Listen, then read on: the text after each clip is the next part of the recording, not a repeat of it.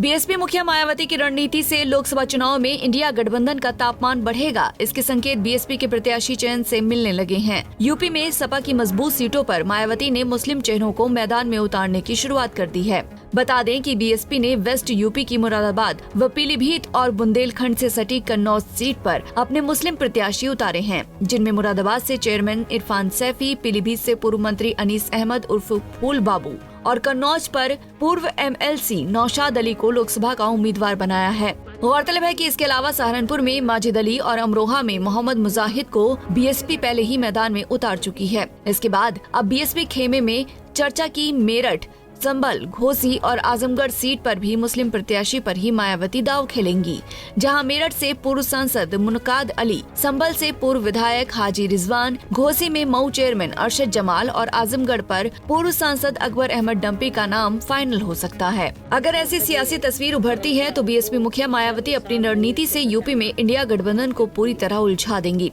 इससे सबसे बड़ा झटका सपा प्रमुख अखिलेश यादव को लगेगा, जिसका सीधा लाभ बीजेपी चुनाव में उठा सकती है। इतिहास गवाह है कि साल 2014 के चुनाव में बीजेपी ने सपा बसपा की लड़ाई वाली सीटों को बड़ी आसानी से जीत लिया था।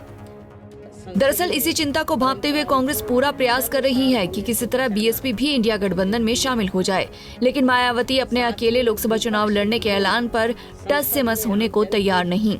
इससे कांग्रेस पसुपेश में है कि आखिर बीएसपी से होने वाले नुकसान की भरपाई कैसे की जाए और मायावती को साथ लाने के लिए क्या जतन करें।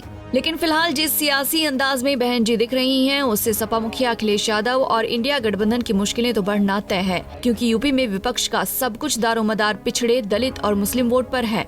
अखिलेश का नारा भी पीडीए का है। ऐसे में अगर पीडी और ए में एक भी छिटकता है तो चुनाव में फिर से बीजेपी बड़ा खेल कर जाएगी और इंडिया एक बार फिर यूपी में मायावती के दांव से चित हो जाएगी। Bureau report, Punjab Kesari TV.